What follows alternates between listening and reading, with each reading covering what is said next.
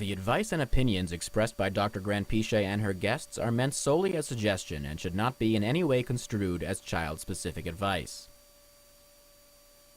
Dr. Doreen Granpesheh is the Dr. Doreen is an expert in autism. Doreen Granpesheh. Dr. Granpesheh. Dr. Doreen Granpesheh. Dr. Doreen Granpesheh is a visionary in the field of autism. Now you can ask her questions on Ask Dr. Doreen. Good morning and welcome to Ask Dr. Doreen. I'm Shannon Penrod, and look, I got to get my Carol Merrill right. Look who we have here with us, Dr. Doreen Granpesheh. Good morning. How are you? I'm great, thank you. How are you, Shannon? I am better because I'm here with you. That's just always true. So thrilled to have you be able to be here with you. This is really, we were just talking about this. This is the last Ask Dr. Doreen of 2024. That is insane to me. But obviously we're continuing in 2025, but thrilled to have this opportunity to be with you. If you guys don't know, Dr. Granpesheh is a true expert in the field of autism. She donates this hour whenever she possibly can on Tuesdays to interact with you guys live and answer your questions. I don't know anybody who has a bigger, brighter vision about helping and supporting and being, good assistance to individuals who are on the spectrum than Dr. Granpesheh. She's been doing this for a hot minute. We're well into the over 40 years that you've been doing. That doesn't even, the math does not add up. Look at you. Look at you. Ages. My goodness. So, but you've been helping individuals from very young children up through senior citizens to be able to live their best lives and helping them to be able to achieve the things that they want to do, which is critical and important. So Dr. Granpesheh is here. She's going to answer your questions in real time. We do have some questions that came in before, and we've got a starting topic. Our starting topic this morning, it's a live wire one. What is a prescription for ABA based on? We're going to get to that in a minute. We've already got some people with us. Andrea Waldron is here with us. Good morning to you. And Rosie is here. Rosie, we're waving and saying hi to you. Dr. Granpesheh, if you'll indulge me, I have to give the disclaimer. I got to do a couple of things first. I'm getting ahead of myself. First of all, we have to tell you that there is no expert in any field who can give individually specific advice in this format. It would be a disservice to the individual and a disservice to the expert. So please write in your comments for Dr. Granpesheh. We will have the opportunity to take a tour of her lovely mind, and she'll give you some wonderful things, maybe some questions for you to answer and to take back to the expert that has eyes on the situation for you. Also, our fabulous Chris Desmond is showing you some of the different ways that you can interact, that you can be watching or listening. We know that most of you listen in podcast, but there are a core group of you that watch live, and we love that. We love interacting with you. You can be writing in like Andrea and Rosie, and we're saying hi to Sarah as well, who's joining us. And we thrive on that, do we not, Dr. Granpesheh, when we get to interact live? But we love it. We love it when you guys listen in podcasts. Please remember, it is the end of the year. We love it when you like, share, comment, review, and follow, and all of those wonderful things. That's what helps to keep us on the air. We're going to be starting our 15th year. Woo! That makes me dizzy to think about. But please participate. Also, when you listen to us in podcast, you are hearing advertisements. That's how we make it free for you. If you would like an ad-free podcast, all you need to do is go to glow.fm/autismlive. It's $5 a month. For that $5, you get everything that the Autism Network does, including Ask Dr. Doreen, including Autism Live, and you get that ad-free in your inbox for just a low price of $5 a month if you do not want advertisements. Okay, we're going to get to our topic in just a minute, but before we do, I have some stuff that I want to show you guys. This is what I was saying, if you'll indulge me, Dr. Granpesheh. I know something about you that I think other people may not know, which is that you like to craft. I do. I love crafting. And it's good for the soul, right? Not only is it good for us, but it's also good for our kiddos, because there's so many things that you can work on when you're doing an art project or a craft project with your kiddos. But I think part of the reason why we tend not to do as many art projects is because First, you have to gather all of the supplies, then you have to figure out what you're doing. You got to have a creative jump start before you do the project. And I don't know about some of you, I know for me, sometimes I'm too tired by that point, right? Or if you had a craft signed, all set up for me, I'd be all over it. But to set it up myself, then run it and do it and the cleanup, yeah, sometimes it's too much. Well, in this year's toy guide, we featured a couple of things that are the answer to that. There's a wonderful company called Mikador, and they make these wonderful art kits where everything you need is already in the box. It's so delightful. Now, this particular one, which won one of our awards for best art craft item, this is the sensory painting and drawing. And I just want to show you that it literally comes with everything that you would need. You've got wonderful instructions for you to follow as you're teaching that. You've got plastic to be able to put down so that you're not making a big mess. There's felt in here. There's different kinds of paper that are shiny. There's, a white paper. This is actually a canvas that's thick so that you can frame this afterwards. There's black, there's white, there's sparkly, there's all these different things. It comes with crayons, it comes with paint. There's all kinds of things in here so that you can do whatever you want to do and get busy. I love that they really want the sensory, so they're encouraging you with the paints to use fingers instead of brushes. A really early start. That was an award winner. I also want to say that sometimes people say, the paint's too messy. My kiddo can't do that. I just want to say to you, your kiddo can. Just put down a whole bunch of plastic over your table. But if you really don't want to do that, there's this one, which is Sensory Crazy Creatures, and it's all stickers. They're all stickers, nice. And you start with a base, and then you put they've got sheets of eyes, and within seconds, there's ears, there's all feet. You can create all these different things just with the stickers, and then there are felt pieces too, so that you can add the sensory element. There's washi tape with it.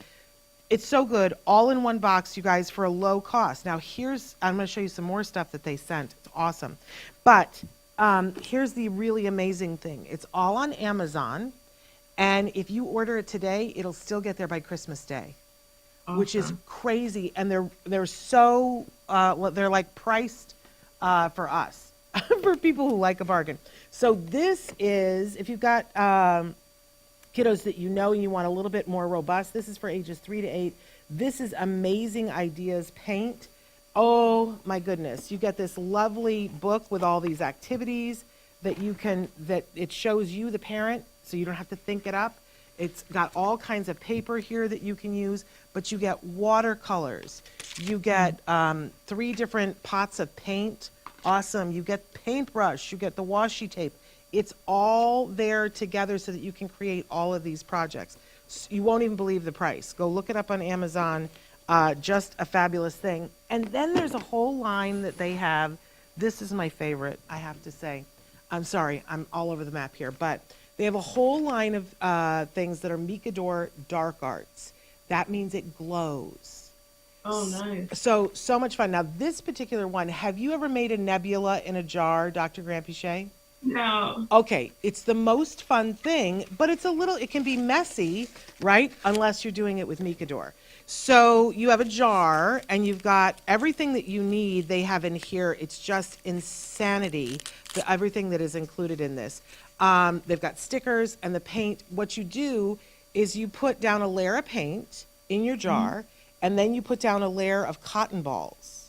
And then you put down another layer of paint, and what it creates, and this is glow-in-the-dark paint, it creates, if you do it one way, it looks like a brain in a jar, but if you do it another way and there's little stars that you can put in it, it looks like a nebula. Those pictures that we get from the nebula, so much fun, but then it glows in the dark. I've done this project with my nieces where I didn't have the kit, and I went to 3 craft stores and, spent a small fortune. This is the whole thing. You could buy one of these for each child and have it be a wonderful hour and a half activity. And then they have something that they put on their nightstand and it glows in the dark. It's so cool. And they have so many glow in the dark paint things in their dark art. I don't know about you, but I have a nephew who has 7 children. And they're all different ages, and I never know what to get to send, and I've been racking my brain about what to send, and I realized this morning I'm going to send a whole box of art kits. They can do together, super inexpensive. Amazon is promising that they can still deliver these kits before Christmas. Yeah. So, and it's such great timing right now. People need activities with the kiddos because they're off school, and these are all sound so much fun. Awesome. And then you're done, and you pick, throw away what you didn't use or can't use, and you're done, and it's quick cleanup, you guys. So what a great thing to be doing. Great stocking stuffers, great to put under the tree, great for Hanukkah. So amazing. Micador, Micador, Micador. Check them out on Amazon. You can also see some of their products on our toy guide. Go to autismnetwork.com to see that. Thank you for indulging me, because I get excited about this stuff, and then I have to talk about it. No, it's great, Shannon, especially because right now I think a lot of parents just need ideas. So this is a great thing. Yeah, it's wonderful. All different age ranges. Hey, we're saying hi to Nicholas. And Cindy is here with us. She says, hi, Doreen. Alex's mom from the Dr. Phil show. Love that you do these Q&A. You have been so helpful with Alex. Mom asked in a group I'm in if any parents have been told that their child was being released from ABA for not thriving. Ooh, there's a question. Wow. Hi, Cindy. Long time no talk. So nice to hear from you. Yeah, there are situations where it's rare, I will say that, but there are definitely scenarios where I feel like the medical issues that a child is burdened with are so severe that those have to be dealt with first, right? I think some of our children have so many different issues going on, whether it's gastrointestinal or lots of other mitochondrial, et cetera, issues, sleep-related, allergies, all sorts of things. And under those conditions, especially when it's severe, it really is very hard to teach the child or place additional demands on the child. So those are cases where I feel like it would be appropriate for the family to look at other things that are helping the child stabilize the health and so on before heading into ABA. But in terms of whether or not ABA works, it works with everyone. It's just kind of what else is on your plate at that time. Yeah. I will say what I am seeing is that there are kiddos that are being, that they're having their ABA, they're being released from their ABA because the child is not available to do enough hours to be of benefit. I'm seeing that. Even 1 hour can be beneficial. The issue becomes how much time is passing and how much are we accomplishing in that passage of time, right? So it's kind of like we have 10 things that we need to teach and which would benefit your child, right? And if we spend the next 3 years teaching those 10 things, we're going to fall behind because over the course of the next 3 years, there's lots of new things that we have to teach. Yeah. But if we spend, 6 months and we accomplish those 10 things, then we're doing great because now we're helping your child catch up. That's really the key to it. So, and intensity becomes a very big factor because, obviously if you're doing 2 hours a week in 6 months, you're going to accomplish a lot less than if you're doing 20 hours a week in 6 months. Yeah. So really it's just about, how can we tackle all the things that the child needs in as little a time as possible and as a short period as possible, because the older the child gets, the more new things they need to be taught. Yeah. And this kind of dovetails into our topic today, which is what goes into a prescription for ABA. Perfect. And maybe we need to backtrack just a little bit. I want to make sure everybody knows ABA, applied behavior analysis, considered the gold standard of treatment for autism and has been since the 80s. And that everybody that's in the United States now, pretty much everybody in the United States, there are mandates in every state that behavioral health needs to be covered in your insurance plan. So almost everybody has the ability to access funding for ABA. I got to pick my words because not everybody has the ability to access the actual treatment. There are waiting lists. Right. But certainly for a lot of people, if a diagnosis of autism happens, there is a prescription that is given for a specific number of hours for ABA. There's a whole lot of misunderstanding around this prescription. And I can't think of anyone who would be better to address what this is, what it means, what goes into it than you. That's awesome. Yeah, and I like talking about this. So, yeah, so the way that the whole thing starts is that as an ABA provider, you're supposed to do a pretty comprehensive evaluation of the individual and determine their needs, right? Because every child is different and in lots of different ways, different in a lot of ways, different in their needs, that's one, different in their age. That's an important factor because as you get older, more and more things are expected of you in society, through school, through life, etc. And different in obviously these medical issues and other surrounding issues that influence how you learn, right? So we really do need to do an assessment when you begin.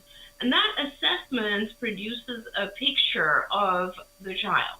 And that picture tells us lots of different things. One is, first of all, it starts with what does the family want for this individual, right? What are the goals? Based on, some parents will say, oh, I want to do as much as I can right now because I really want my child to stop doing these various behaviors, challenging behaviors, and I want them to communicate, go to school, blah, blah, blah, like lots and lots of things, right? So it's a whole big set of goals. Other families will say, honestly, I don't really want my child to change all that much, but these specific behaviors are very difficult to manage and we need help with these things. So there's a selectivity that occurs right at the beginning based on the parents' goals, right? So that's number one. Secondly, when you do these evaluations, you identify the child's strengths and areas of weakness.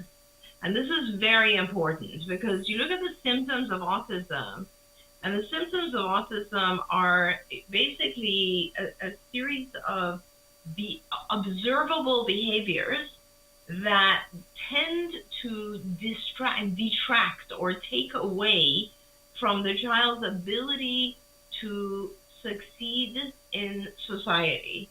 And I'm going to say that again. The symptoms of autism, they're classified together as autism, which is a disorder. Why? Because when all of these symptoms exist, it makes it very difficult for the individual to do well in society. So as an example, some of the symptoms are, delays or lack of communication. So communication, either communication doesn't even exist verbally or there are significant delays. So just think about that one alone, right? On how, if you are unable to communicate with others, how it can affect your ability to have a healthy life. You're not able to communicate your needs. You're not able to understand what others expect of you. You are not able to interact with others.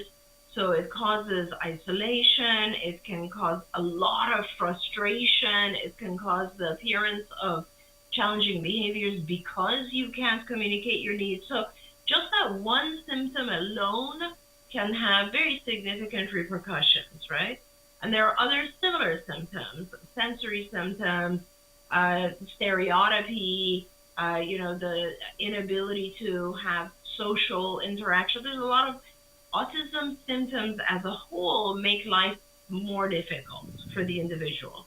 So basically what you do in the initial assessment or evaluation is we list areas that are affected that should be altered in other, if we want this individual to be able to join society and thrive. Again, one example is, okay, this person doesn't communicate. I need to teach them communication. Now, the fact that they don't communicate has also led to certain challenging behaviors. So I also need to get rid of those challenging behaviors and teach this individual that the more they communicate in an appropriate way, in an adaptive way, and the less they communicate through challenging behavior, the more they're going to interact with others, the more they're going to be accepted in society, the more they're going to succeed, thrive, etc. So all of the areas of weakness or the symptoms of autism, right? And you break it down a little bit further. For example, the person doesn't vocalize, communicate, right? The person also doesn't give any eye contact whatsoever. So you miss a lot of information when you don't look at people, when you don't give them eye contact.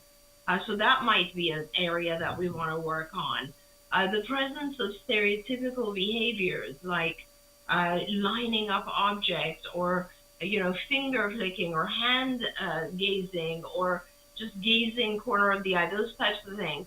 They might not be significantly problematic on their own, but they certainly remove the individual from what's going on around them.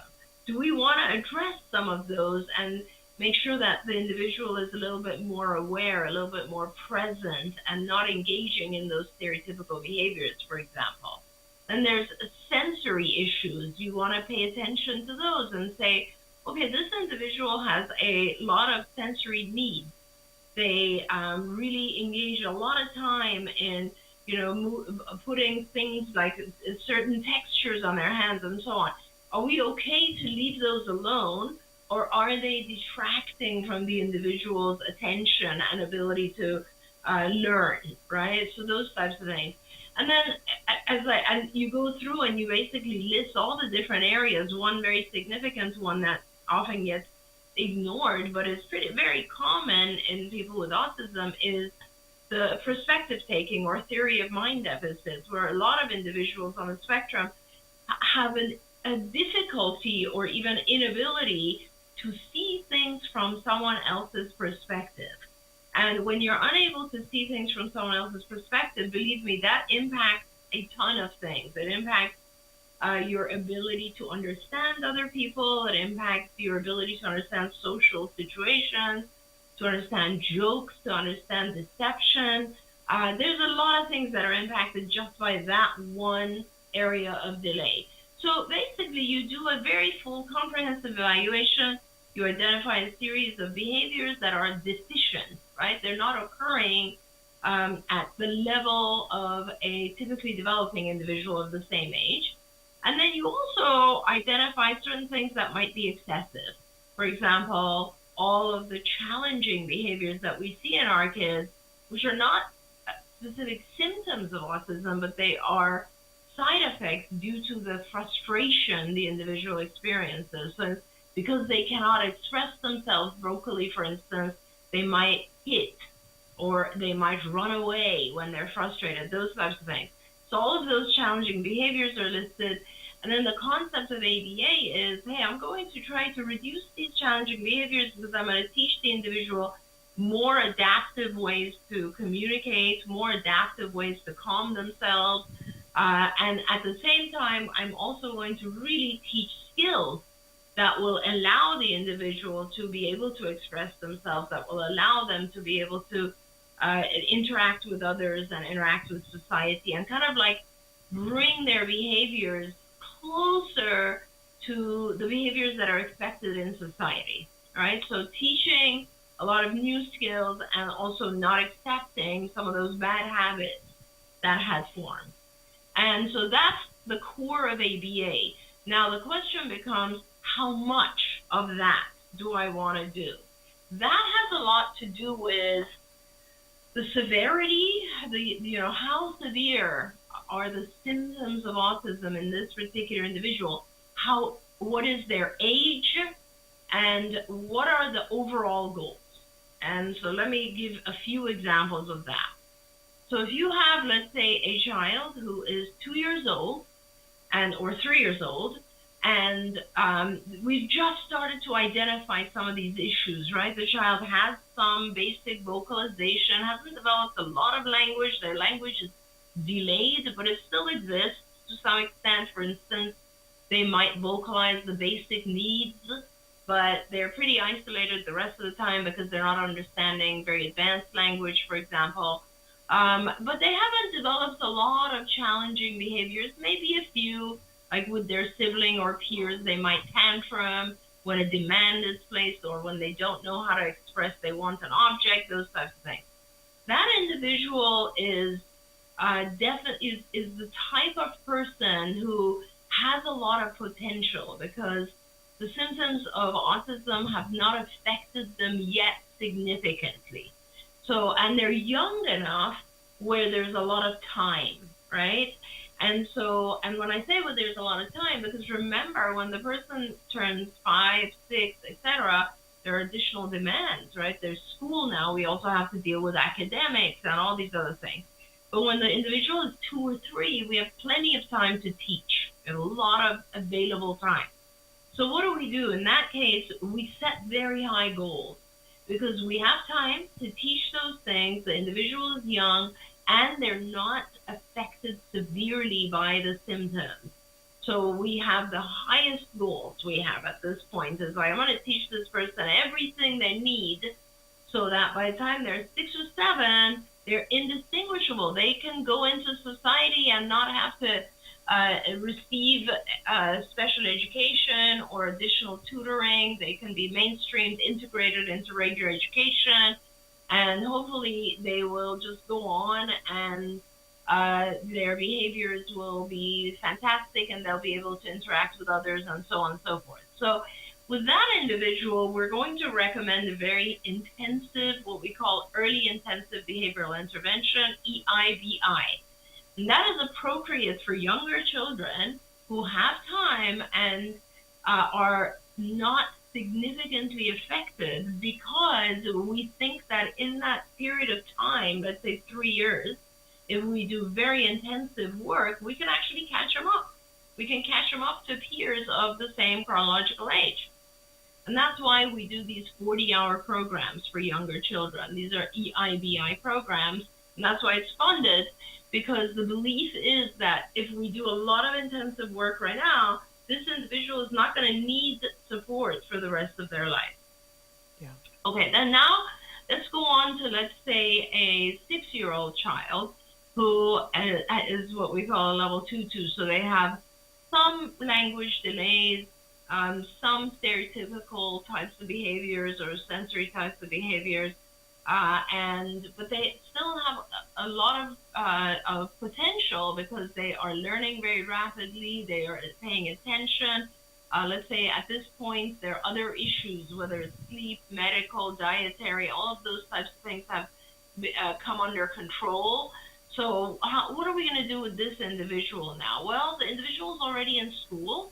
So, they might be receiving some form of support in school, but the bigger issue is that they're in school for 30 hours a week. So their time is limited, right? The amount of time we now have with this 6 or 7-year-old is maybe limited to 20, 25 hours a week of one-to-one intervention time. So let's say they get out of school, right? So we can actually do ABA with them every day from, let's say, 3 to 7 p.m., and we can do some on the weekend. So we can get in about 25 hours. That's great, because in 25 hours, we have the ability to teach this person so many of the skills that they might be lacking. We can help them understand so many of the issues that are holding them back. And definitely we can teach them new behavior patterns so that they're learning how to make friends, they're learning how to learn better in school, They're able to regulate their own sensory needs, their own challenging behaviors. And so for a child like that, we might be doing something like 25 hours a week of ABA. You know, in the old days, Shannon, we were able to do 25 hours with that individual as well as give them a lot of support in school. So another 10 or 15 hours of one-to-one support in school. It has become harder and harder to do that as schools don't really allow providers in school all that often. They have their own one-to-one aides, and it's a whole nother kind of can of worms to open. But if we're able to give the individual 25 plus hours of quality ABA, that is the ideal type of prescription for that type of individual. Now, as the person ages, let's say now we're talking about a 10-year-old, and there are some significant delays at this point. Okay, we still do an assessment of all of their needs, but then we ask ourselves realistically, what are the most important areas that we want to focus on? Because not only is there limited time, because obviously they're in school until 3 o'clock or so, but there's going to be limited resources too, because as you age, what happens is payers, insurance companies tend to feel like, okay, we need to focus because we're not going to be doing intensive programs for the rest of your life. We really need to focus on the things that are the most important to your condition right now. A lot of times when I'm working with, let's say, 9, 10, 11, 12-year-olds, the issues have to surround mainly challenging behavior. I mean, there's obviously lots of 9 different severity levels of kids with autism, but let's say typical child, by this point, a lot of their frustration, right? They're frustrated because when they were younger, they didn't learn a lot of language and communication and subtle, you know, the eye contact, which allows you to read facial expressions, and they didn't learn theory of mind or perspective taking. So they don't understand when other people are their friends or they're making fun of them. There's frustration, and they might have lots of sensory issues that have become ingrained now. So the individual tends to have more frustration. They have a harder time merging with society. And so now with this individual, I'm focused on the things that are the most important. Is this someone where I have to focus on safety because they're running away from home? Is this that becomes a priority for me as opposed to, let's say, teaching them academics or teaching them, you know, I don't know, how to, you know, do chores at home. Those things are important too, but safety takes priority. Communication instead of challenging behavior takes priority. So we now have to prioritize the things that we want to work on. And again, we have to hope that the payers, the insurance companies, are willing to pay for, let's say, 15 hours a week, 3 hours a day, to allow us to teach those things. And, you know, although there are plenty of research articles showing that ABA continues to work until adulthood, there are not, unfortunately, a lot of research studies that show that you can actually catch up completely with all the skills that you need if you start later and if you don't do intensive when you're younger. So, you know, our insurance companies unfortunately use that, and because of that, it's very, very unlikely that they will pay for a 25, 35, 40-hour program a week. And so we are left with fewer hours, and with those hours, we really have to prioritize. The prescription really, just to summarize, has to do with what are the needs, how much time do I have, because remember, our prescription with ABA is not a pill that you take, it's hours. And so how many hours can I actually realistically provide this individual? And given those hours, what are my priorities? There we go. I want to address just a couple of quick things here. Cindy wrote in and said, will this episode repeat later, or is there another way to watch this show again for parents who might miss this information, info on ABA? I love that Chris was able to write back and tell you that this episode will be available on Ask Dr. Doreen's YouTube channel later on today. It will be available as a podcast later on today, so it will live on in perpetuity. And it's free for you guys to be able to watch. So either go to the Ask Dr. Doreen's YouTube channel or find it in podcasts wherever you get your podcasts. I also am saying good evening to Park, and they said thank you as always. Ronald has written in about a very specific child in their life. But before I get to that, and we've got a bunch of other questions as well, I just kind of want to back up a little bit and talk about, because I think often parents think that this prescription has come out of nowhere and that it's one size fits all. I see a lot of parents who go, okay, well, you know, so they've recommended 35 hours, but I think what's going to work for us is 20. Mm-hmm. And I always want to say to parents, you know, I always say to parents, of course, it's your decision. Of course, it's your decision. But if you're going to reduce the hours, you need to reduce the expectation, because those hours, that prescription is tied to an expert saying this is the pathway to get where you want to be, that you've said that you want to be. And if you decide not to do the whole thing, then you have to realize you are not going to get where you said you wanted to go. That's exactly right. There's a disconnect there that I always struggle with. And I think part of it is that everybody sort of thinks that it's a one size fits all. And maybe I should ask the first question here, and then we can start to piece this together. Somebody wrote in and said, my 3-year-old was just diagnosed with autism. We got a prescription for 30 hours a week. That seems like a lot to me, but now I'm hearing some people say that if he's 3, he should have gotten a 40-hour prescription.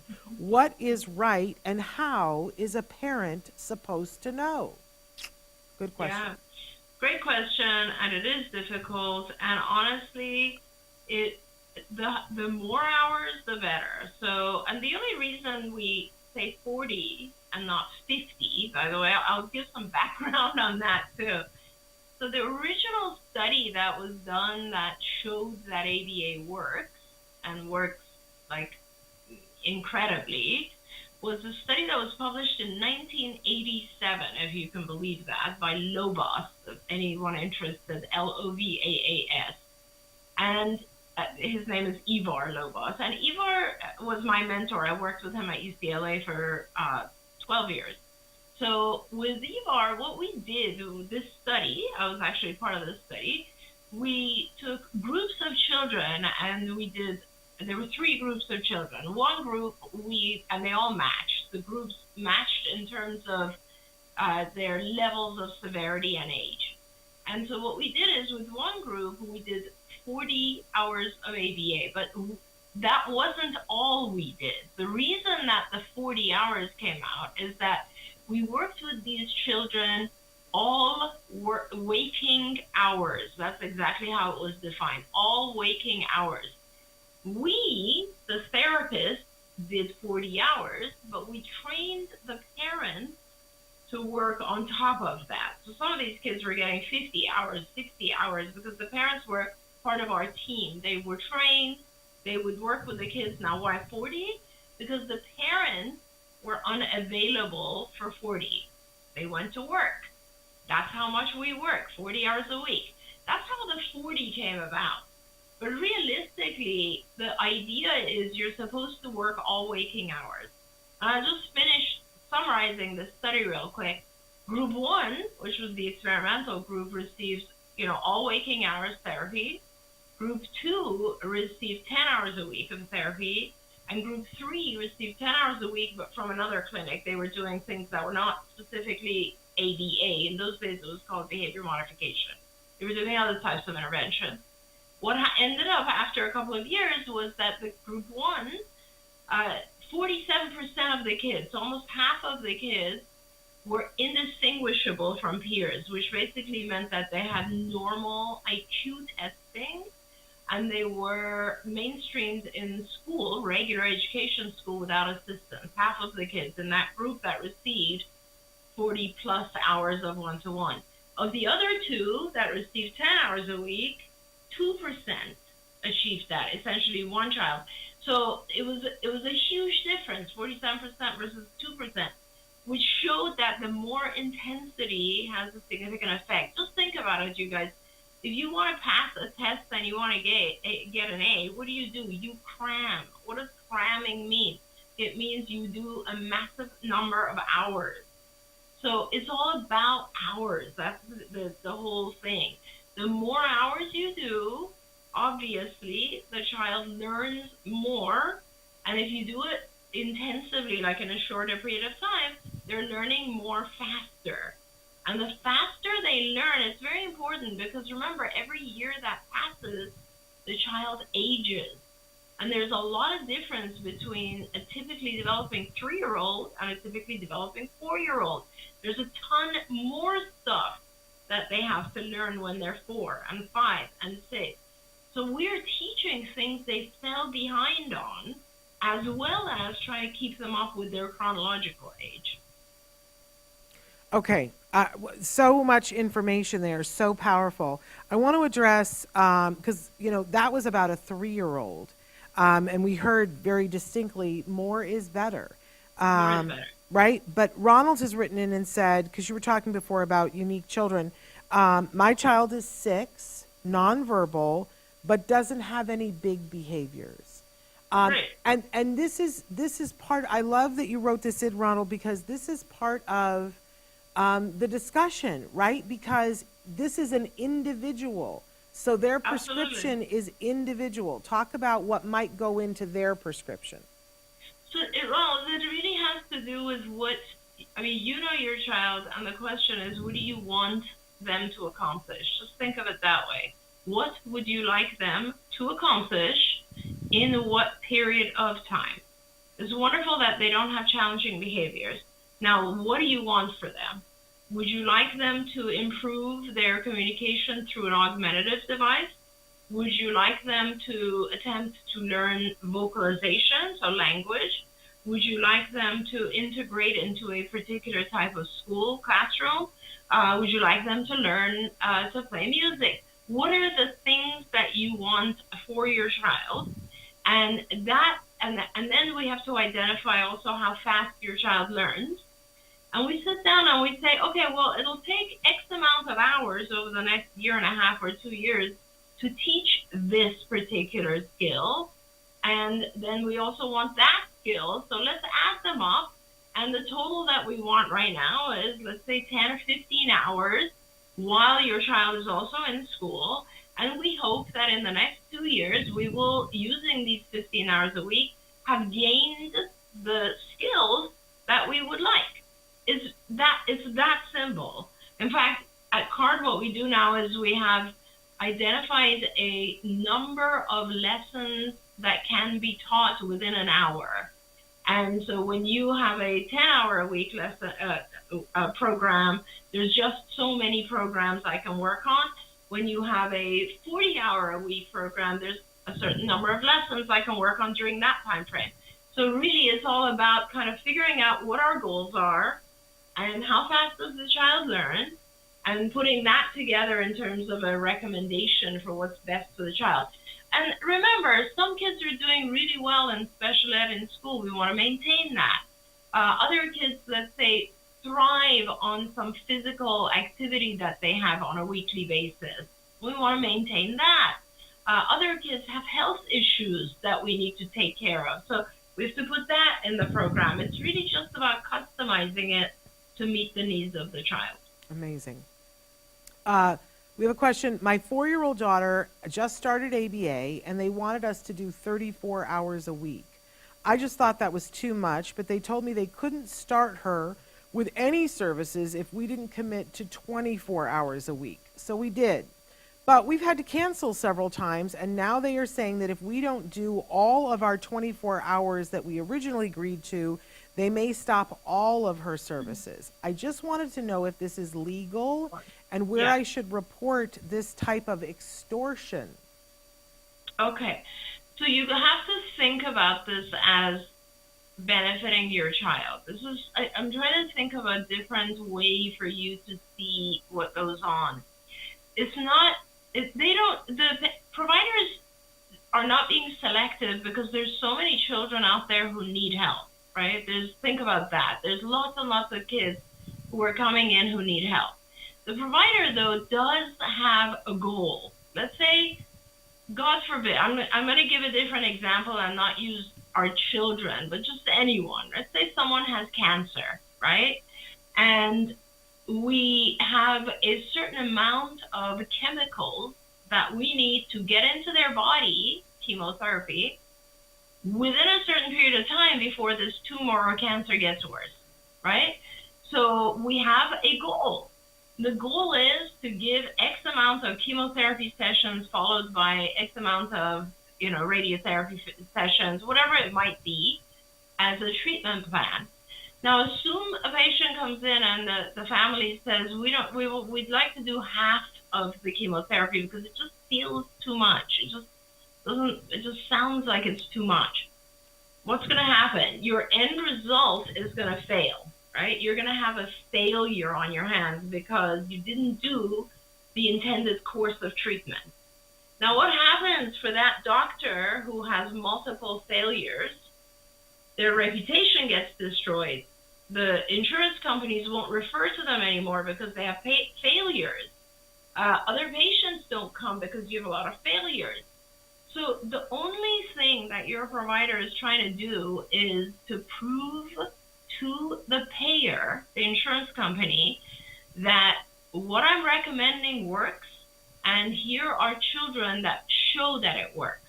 Because remember, over the course of time, if a lot of children don't benefit, if a lot of children do less than what's recommended, if they do half of what's recommended, and they don't accomplish the goals that we want them to accomplish, over the course of time, guess what's going to happen? Insurance companies will stop funding ABA. Believe me when I tell you that is what happens. In fact, even right now, the reason that our older kids can't get funding is because there's not enough research. There's not enough publications showing success of older kids. So if you are blessed by the fact that your child is still young and that you have a provider who has recommended a high number of hours, please take advantage of that. You will not have that luxury forever. Do everything you can to get your child those hours. Think of it like chemotherapy.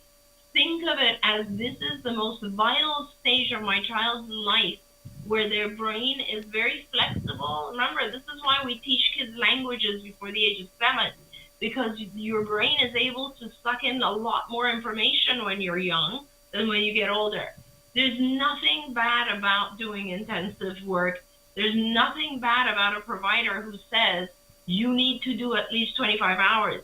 They don't care. They could go and give that to someone else. They're not trying to make money off of you. They're trying to help your child. This is such an important distinction. Yeah. A lot of parents say, oh, ABA providers just want to make money off of this. No, because we at CARD, we have 60, 70 new patients trying to get in every month. Every month. Yeah. There is no trying to make money off of it. It's trying to do the right thing by every child. That's what this is about. Absolutely. And when parents cancel and say, I'd rather, I just think it's too much. How could it possibly be too much when your child is benefiting from it? Yeah. Amen to that. This next question goes right along with it. You'll love and hate this at the same time. We had two of our children treated at CARD, and I remember thinking that you guys were tough, making us commit to a full program for both of them. Now I think back and I'm so grateful, you and me both, right? We didn't know what we had, but we used it, and it has made all the difference. My sister-in-law, that's the part you're going to love. This part you're not going to love. My sister-in-law just had her youngest diagnosed. I helped her get started with ABA, although she doesn't live near a CARD, so she is with a different provider, and I just see that she is not valuing the treatment like we did. She cancels all the time. What do you suggest I say to her to see what she is missing? The worst part is she tells everyone in the family that she's following in our footsteps and expecting the same result. It is maddening. Yeah, it's very, very, it is maddening. I can imagine. I think that the best way to go about this is, I mean, I can recommend two things. Nowadays, nobody really wants to talk about, use the word recovered, but many years ago, we made a video, which you can get on Amazon, which is called Recovered Journeys Through Autism Spectrum and Back. And we profiled 4 children on there that essentially all got intensive ABA. And all of those individuals are lovely adults, very, very successful in life and doing great right now. But that's one thing. Maybe she can watch that and that'll help her understand the importance of intensity. It also, the video also shows various research and so on, talks about, I think, showing her, your sister-in-law, the research is very important because parents don't realize that 10 hours failed, you guys. When people were doing 10 hours a week, their children did not reach the goals. It just wasn't enough. It's like asking someone to learn to play the piano, but only giving them 1 hour a month of instruction. It'll drag on for ages and years, and our children just don't have that time. So that's, I think, the difference is helping the person understand the intensity matters. Not canceling matters. It's the most important thing. Being part of the plan matters. You as a parent, I know we're all exhausted, but honestly, this is just a language you learn, ABA, and it'll help your child significantly if you also get trained in it. I always tell the story when I'm talking to parents as an apology, but when Jem was in kindergarten, there was a little girl that was in his class and she had a younger brother. So they did kindergarten. I got to know the mom, and they were in kindergarten together, and they were in the same school but not in the same class ongoing. And then a couple of years later, I ran into, in the grocery store, the mom. And she said, "Oh my God, I'm so glad to see you today because my son was just diagnosed with autism, and I know you're the person, you know what to do. I saw what you did with Jem, you know what to do. Tell me what to do and I'll go do it." And I said, "Okay," but I didn't want to be, one of those people. So I said to her, "Well, I really think that you should, consider doing an intensive program. I really think that you should consider doing ABA. I really think that you should consider," and that's how I put all of it. I think you should consider, but I told her everything there was to tell her. I just couched it with "you should consider." And I walked away feeling pretty good about it. Like I had not pressured her. I had not done any kind of a sales job, but I'd given her the information if she wanted it. And I walked away like, woohoo, I'm so good. And then 2 years later, I ran into her in the same grocery store, and she came running up to me, and I thought, oh, she's going to hug me and tell me how great her son is doing. And that is not what happened.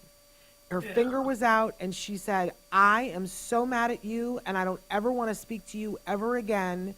How could you do that to me?" And I said, "What? What did I do?" And she said, "You knew that I was going to have to fight for my child to get a full program, and you knew what was at stake, and you didn't say that to me. You should consider. You didn't tell me that I needed to act like this was the most important thing and that a clock was ticking. You didn't say that to me, and because of that slowed my son's progress. I don't ever want to look at you again." So now whenever I talk to a parent, I say, "I'm going to tell you this story to apologize for the fact that I am not going to mince words with you right now. And I'm going to tell you that you have a moment right now and that you play a big role in how you decide for your child's future right now." And I just apologize for that. So I want to say to this mom, I know this is your sister-in-law and there's a relationship at stake here, but I live without regret now, and I say to people, I don't care if you never talk to me again, but I'm going to tell you right now, your house is on fire. And if you don't do X, Y, and Z, you are going to kick yourself the rest of your life, and you're going to wonder what could have been, and I don't want that for you. So here's what you need to do every single hour you can get them to do, and then you need to pressure them to give you more. Be nice about it, but this is the fight of your life, to fight for this opportunity for your child. Now go do it. Now, if your sister-in-law says, "Yeah, I'm just not going to do that," then you go, "Okay, but I gave you the information." Right. That's what I do. because I don't want anybody ever running up to me in a grocery store ever again and saying, why didn't you tell me? Absolutely. Absolutely. That's my advice. It's so funny because you sort of answered most of this question. Somebody said, I would love to hear Dr. G talk about why the original Lova study set 40 hours as the mark, and you talked about that. But they said, does she feel like that is still a reasonable number? I mean, I do. I think it really should be more individualized, because I will tell you that, you know, some families that we work with who are private families, so they're like, they pay for the therapy themselves and they don't want any involvement from insurance, or they're not even in this country, do much more than 40 hours, right? They have a therapist or a behavior technician with the child from the moment they wake up to the moment they sleep 7 days a week. And I believe that obviously it's all about all waking hours, right? And the more the child can get. And we didn't even realize back then how lucky we were, because all of the kids we were dealing with, working with, were younger than school age. We only dealt with school in the third year. And that was such an amazing benefit that I came to realize over the years, because so many of our kids, you know, when I opened the card, you guys, in the 90s, every single child would get intensive, right? All children were at intensive levels. And it was all private. It was before insurance came into play. And I feel like now we've lost a little bit of value. We don't realize how important every hour is. And we do all kinds of other things, whereas this is, like I said, you have to think of this as like chemotherapy. This is the thing that your child needs to do now when they're younger, and even if they're not younger, it is the most important modality of teaching your child at any age. Yep. And believe me, I have families, I have parents right now who are fighting to maintain 20 hours on the individual is 18 years old, the child, you know, because they've seen the value and they want more of it. Absolutely. So please, when you have the opportunity, don't waste it. It's such a valuable thing, and we're so blessed in this country that we can get all of this funded, honestly. I just want to add, because you said, you know, you've said several times the every waking hour, but for people who aren't familiar with ABA, I just want to remind you that every waking hour is an educationally enriched environment that's fun and fair for the child. Right.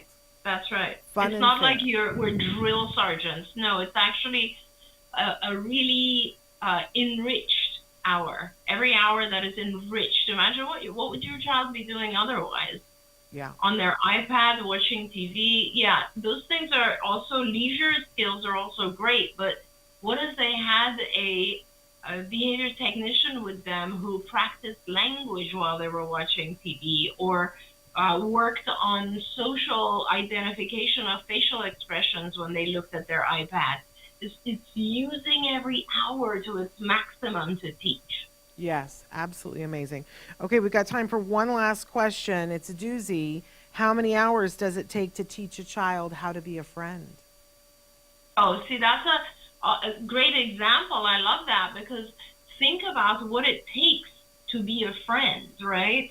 It's not just a matter of like teaching the child a few questions that they can ask in an interactive type of conversation. I mean, it's all of that, right? It's like language and turn taking and conversation, and also identifying parts of the conversation, like, oh, is this a happy conversation? Should I be empathetic right now? Is there a sad moment here?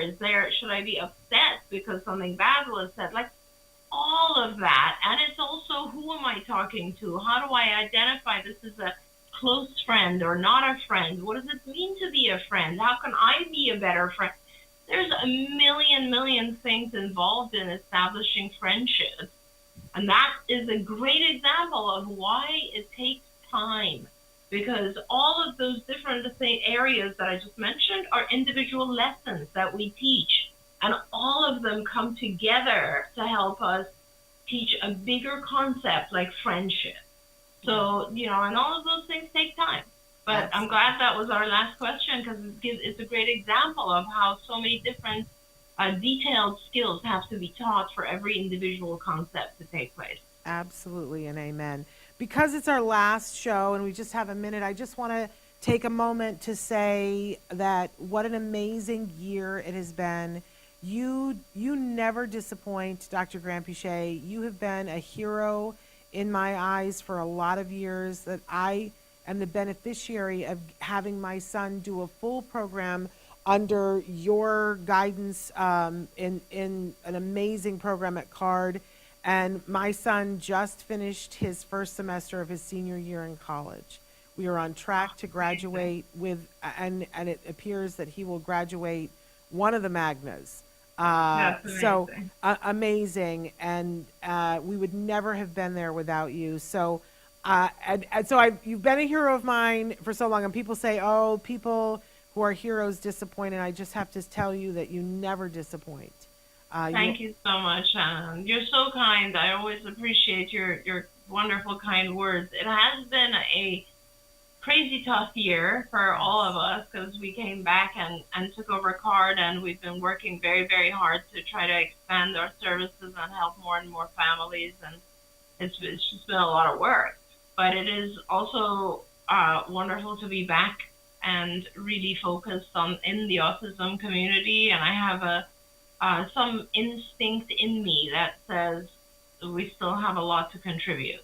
Yes. So I'm excited to do that with you. I'm so grateful that I get the opportunity to do this with you. If it wasn't for you, I would not be doing this show. So thank you so much, Shannon. I know that over the years, hopefully we've brought a lot of good information to people across the world and helped a lot of people. So I want to thank you, Shannon. Thank you. Not just for allowing all of that to happen, but also for making my life more fun every Tuesday at 10 o'clock. So thank you so much, and I love working with you. And I love working with you, and I thank you so much.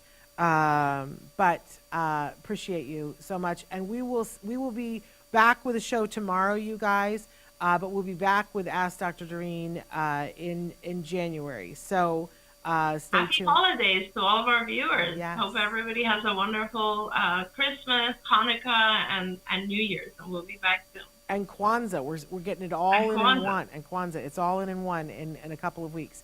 So, but tune in tomorrow. Tomorrow's the last show of the year, Autism Live. We've got special stuff planned for then. You won't want to miss that. Until then, give your kiddos a hug from me and one for you too. Thank you so much, Dr. Granpesheh. Bye-bye for now. Bye, everyone. Don't forget, you can watch Ask Dr. Doreen live every Tuesday morning at 10 a.m. Pacific time. We hope to see you.